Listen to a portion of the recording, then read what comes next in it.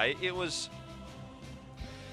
There were a few mistakes made, or rather, a few overarching problems. I don't even want to say mistakes made. There are a few overarching mindset problems and understanding problems in that game for Feliz that really snowballed into them losing the map at the end of the day. Understanding things like, okay, let's not engage on this camp, let's not invade here, let's play passive, let's minimize their level 20 advantage. They did all those things well, but in terms of what they did during the early game and how they decided to try to macro some of these fights, where they were looking to cut members off against a Medivh that has Circle of Protection, has portals, it just looked sloppy otherwise. Well, first man Maiev, once again, from Feliz, has been the case for multiple matches now. First man Medivh, first man Maiev for Feliz. We are just, maybe they're showing they're not ready for the pick too much. Yeah, do you know much about the hero Maiev? In like, she's a Warcraft hero, right? Because I didn't play her. Mm-hmm. Where is she from? A cold climate or a warm climate? I have no idea. Why? I was just wondering. I mean, whenever I see her, she's got like this massive helmet on, right? A long hair, and she's got like a big fur coat on. It looks like. I hope she's from a cold climate, man. It's probably gonna be hot in there. Well, she's been chasing lots of targets, especially that Illidan. Yeah, for how does she move? Long time. How does she move so swiftly with all that on? That's a good question. Well, Maybe Dr. Kane with the Lornado would know. Yeah, he's gonna have to hit me with that one in a few weeks. I asked because we've had a bit of a slow-paced draft for Ace for the majority of this series, because it looks like the preparation level in terms of drafting was pretty low coming into this series, but they do make a quicker rotation into the Sonya Malfurion this time. So, as you mentioned, it was pretty much purely Malfurion for the supports here on the side of Ace. The role swap of Gamey. He's played 8 games of Malfurion and 1 game of Rhaegar. Yes, nothing else, basically. And 1 game of Karzian, but like... it was 8, including the previous 2, and this one it will be 11 now. 11 Malfurions and only 1 Rhaegar. Seems like we have something of a problem here. Diablo coming up from Feliz along with Medivh. Okay, seems like this is really rolling in KR right now. Yep. Do have to mention, of course, as is tradition, that it's Subway Diet Diablo. The best skin.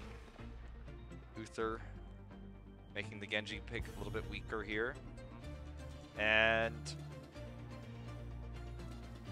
let's see how OJ does on the Diablo. I believe this is his first time. Yeah, it's his first time in 2018 playing the hero. So already making adjustments, moving away from the Muradin.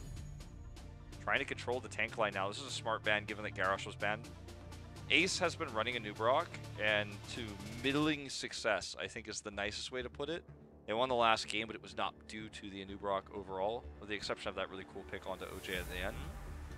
So basically saying, like, you were going to pick a Nubarok anyways, but now you have no choice. Here, this is a test now. The Nubarok seems like the answer. Well, not the answer, the comfort pick from KCB. But in this case, a Nubarok is not the best tank. There's a lot of others that you can provide in the scene. Garrosh, ATC now banned, of course, but once you are trapped without the CC, if you borrow charge in like the last game, you will not have an escape. You do not have a burst heal. So when you get caught in that portal, APOC, their Dragon Blade, Nubarok will not be safe. Will be dead actually very soon. Well, we see Tychus being picked against the Diablo. It's a specific counter pick. I know this has been used a lot in Europe, and it's been heavily discussed by other commentators as the Tychus versus the Diablo pick, but it needs to be empowered by strong frontline play. Wow, the Ragnaros, man. Ragnaros back in the meta. But the frontline play of the Nubarok you mentioned is so much more important now that we're talking about a Tychus, because he has basically no range. 2.5. Yeah, practically feels like he's shooting himself in the foot when he fires. Yes. But if he can get into range of the Diablo safely via the Anub'arak and Sonya, he will do massive amounts of damage with his trait. But that's only if he can get into range of Diablo. So big pressure now onto KCB to perform with this Anub'arak. And Just he has imagine, now played 7 times. Just imagine what would Tychus be like if he had the same range as Hanzo. 6.5 boosted from 2.5. Well, that would be a pretty crazy machine gun, wouldn't it?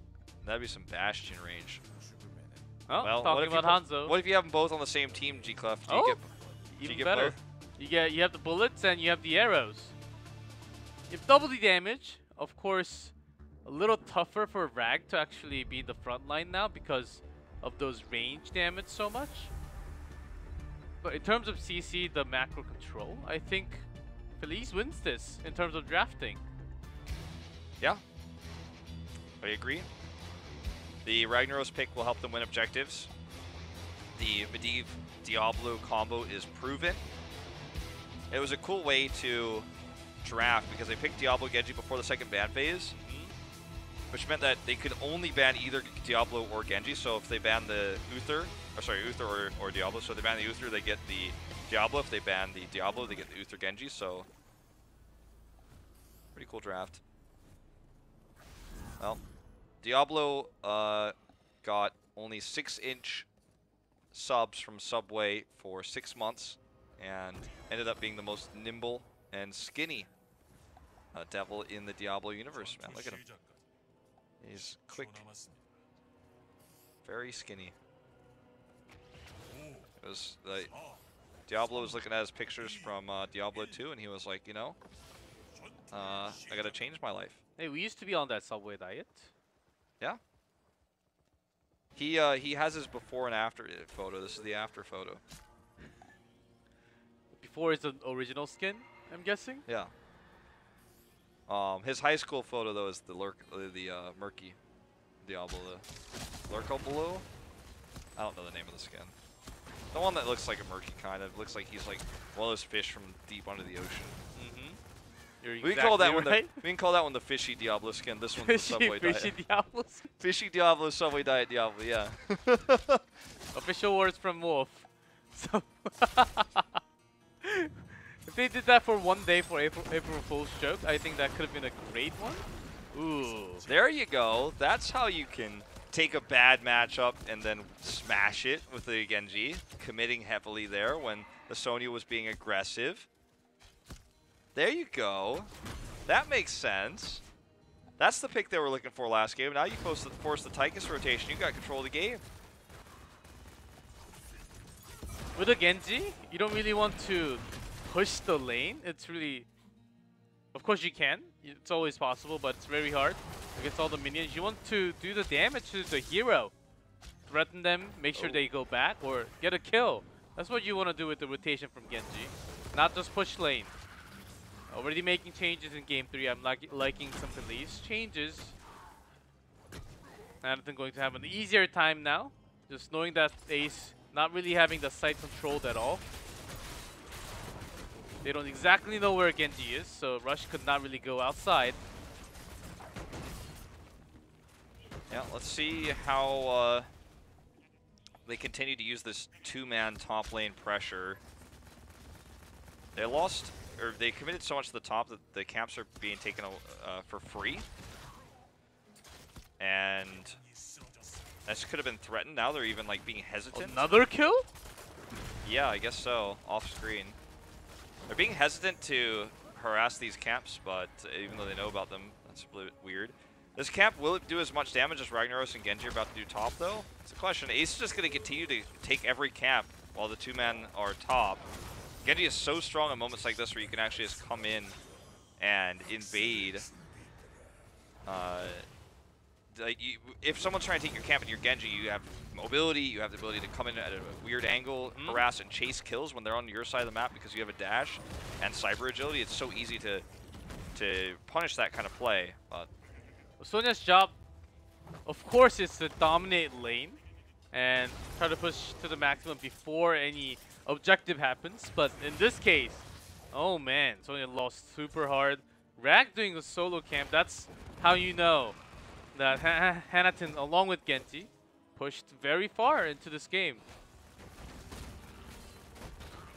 Level 7 just around the corner from that experience lead, but Ace having control of the map with those camps starting to take a toll on Feliz, so they're able to get control of the camp first. They have Sonya, so...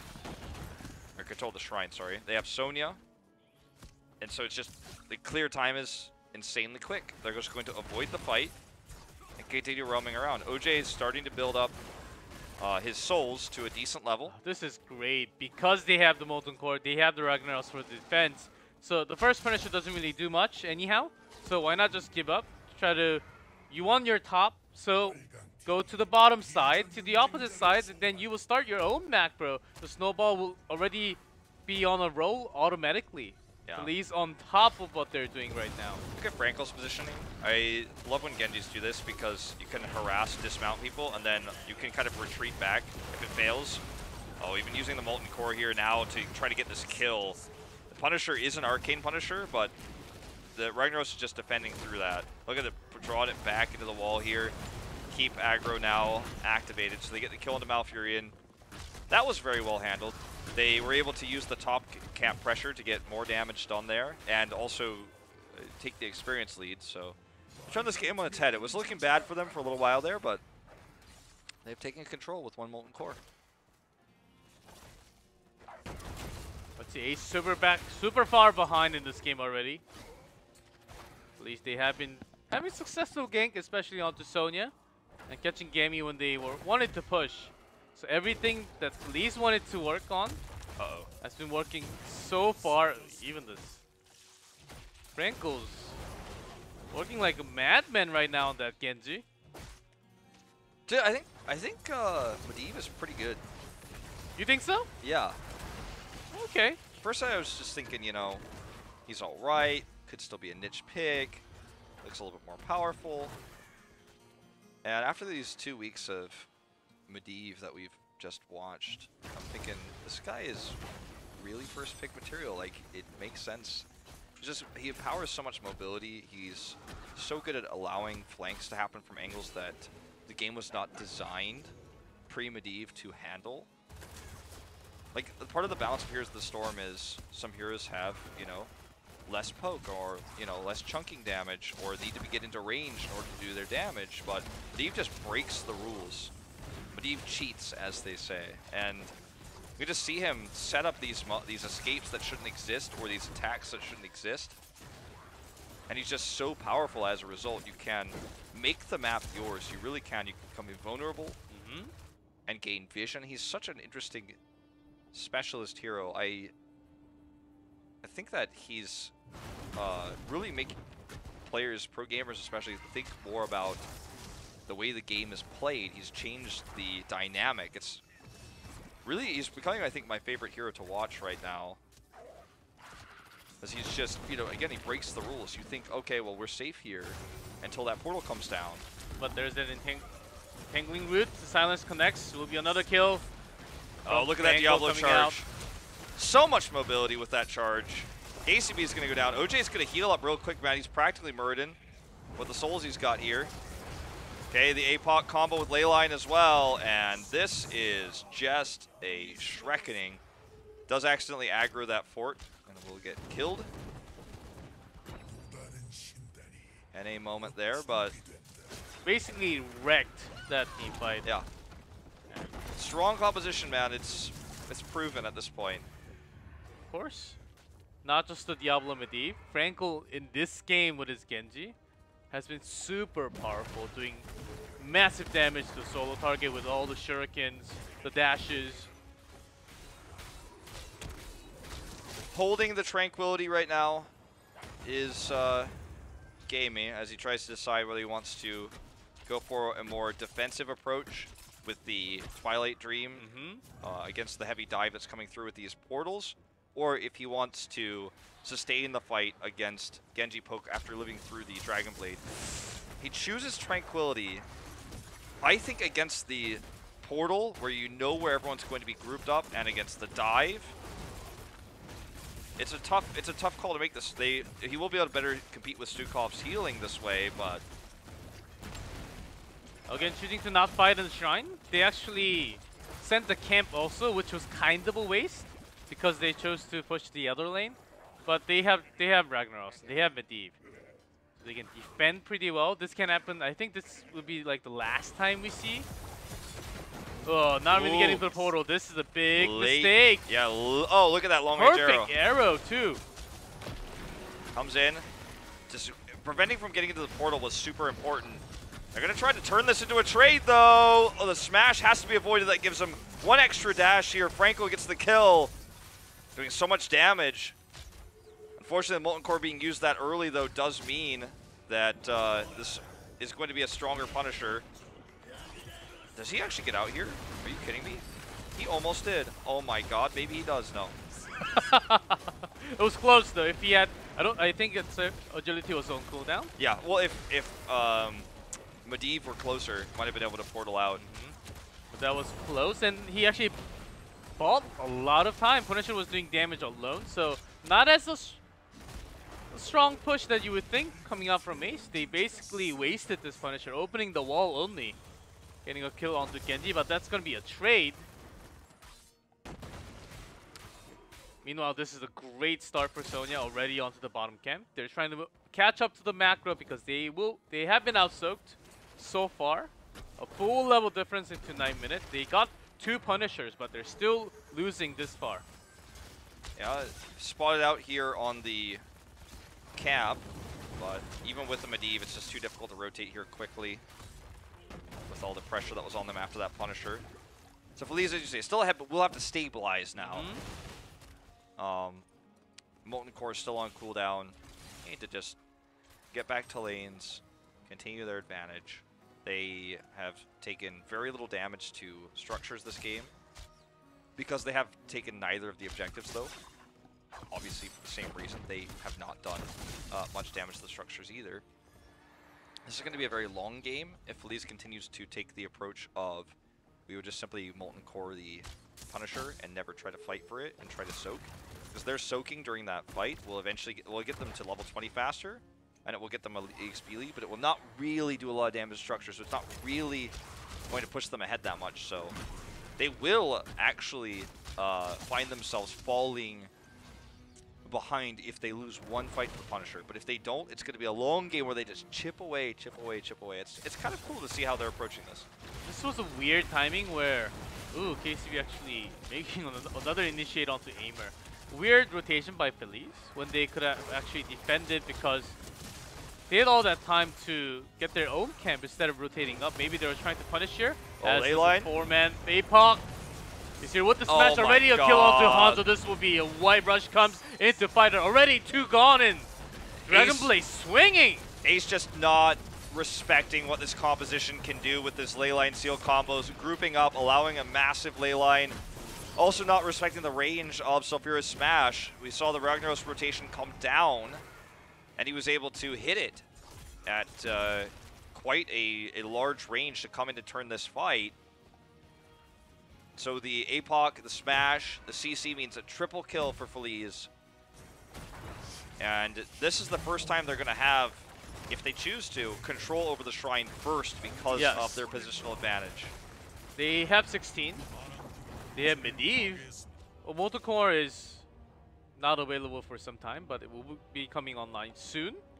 But that was a clean combo that we have not seen for a while. But you know really what? Bringing their draft. They just don't care about the shrine. They're not going to contest it. It doesn't look like. Even when they have 16. Yeah. Okay, they are going to come in now.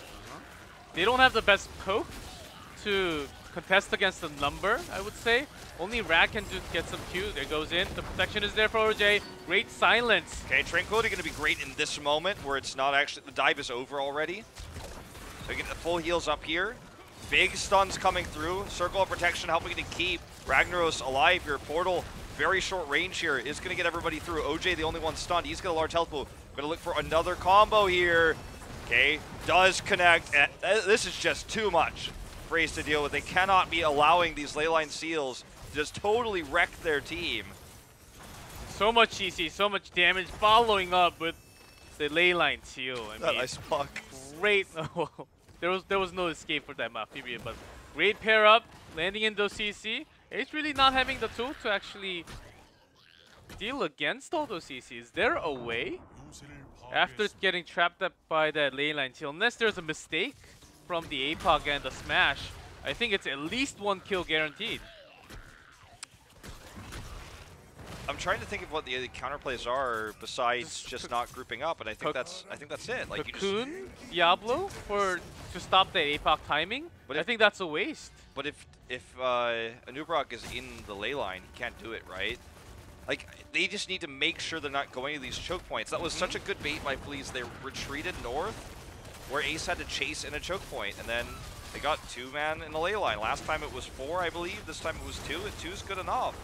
Franco, I love that Franco's being so aggressive on this Genji with the dash build he has this game because he knows there's no CC to stop him. And if he goes past KCB, he doesn't have to worry about the Anubrok CC. Cleanse here is late. KCB is going to get taken out. Ley line's coming up. And here we go again. Okay, Smash that right was on top. one way. That actually missed a little bit too early. Also ice block. But ice block. This game is over already. Anyhow, Odin's providing some damage, but there's that Molten Core. Franco is very low. May actually go down to minions.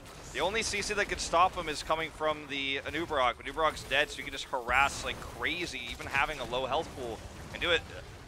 We're going to see the level... Oh, I thought he actually just bolted away. He did not use the portal there, I believe. I was going to say, you see him use the level 20 to jump out there, but doesn't have it yet. Just the portal usage. Whoa, this team fight seems like it was all over the court. The game's not over. I mean, but 3-level difference and the way they're handling the team fight. Oh, look at this. Great entangle, but just going to save his teammate. Can Ace find an answer in this short amount of time? I think they only have 1 or 2 minutes before the game ends. Oh. I think you're right, but... After level 20, Feliz will just get another keeps, possibly even the bottom one. Oh that's man, a good start. Medivh gone. But is this fight over? I don't think so. Gamey is very low. Silence there. Could not ice block even if he had it off cooldown. I don't think he did. Franco just doing a lot of extra damage here. They're totally gatekeeping everybody. The Cocoon here is only going to delay the inevitable as KCB. Cocoon actually saves Ragnaros. Yeah. Survived so long, and Rush was just waiting for that timing, actually losing the duel now. This is going to be the full team wipe for the end of the game. Well, I say that, but Rush escapes. Doesn't matter, though. He hearts home, which we're watching for some reason, as the core goes down. Catapults on it as well for the extra damage. Level 20 here is up and ready. Improved Leyline Seal means they can actually gatekeep people from leaving the Hall of Storms if they respawn before this core goes down. Shove massive here to push the Sonya way far away. Not relevant. Stun comes through, but it's too little too late. Feliz will push this series to a 2-1 match point.